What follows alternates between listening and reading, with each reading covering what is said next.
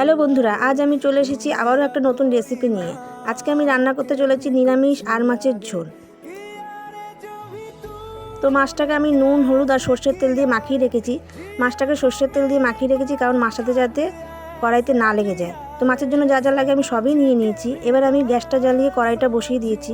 তো কড়াইতে আমি রিফাইন অয়েল দিয়ে দিয়েছি। রিফাইন অয়েল দেওয়ার পরে আমি কিছুটা 1 চামচ মতন লবণ দেবো যাতে মাছটা কড়াইতে লেগে না যায়। তো মাছটা আমি একে একে কড়াইতে দিয়ে দিচ্ছি।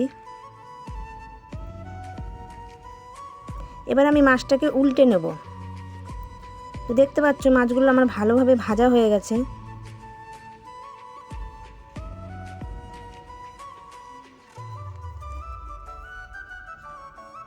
তো মাছগুলোকে এবার আমি প্লেটে তুলে নেব একে একে করে।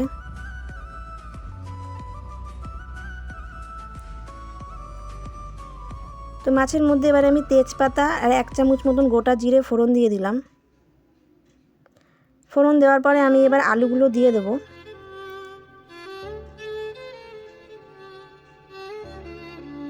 আলুগুলোর মধ্যে এবার আমি 1 চামচ মতন হলুদ আর অল্প লবণ দিয়ে ভালো করে ভেজে নেব। আলুর মধ্যে এবার আমি পাকা টমেটো দিয়ে দিলাম।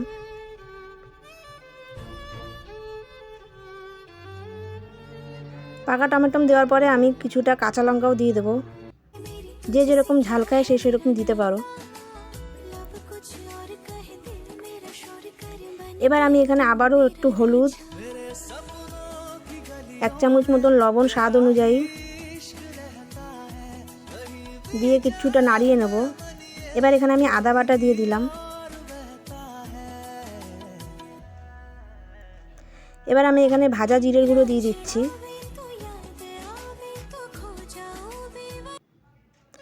এবার আমি এখানে 1 চামচ মতো লঙ্কার গুঁড়ো দেবো। যে যেরকম ঝাল খাও সে সেরকম দিতে পারো। আমি এখানে 1 চামচই দিলাম। তো দিয়ে আমি ভালো করে কষিয়ে নিলাম।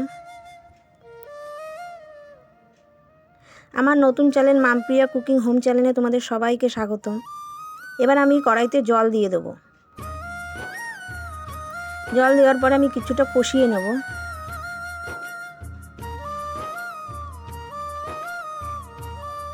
আমার এখানে দেখতেই পাচ্ছ ভালো করে কষানো হয়ে গেছে। এবার আমি জল দিয়ে দেবো।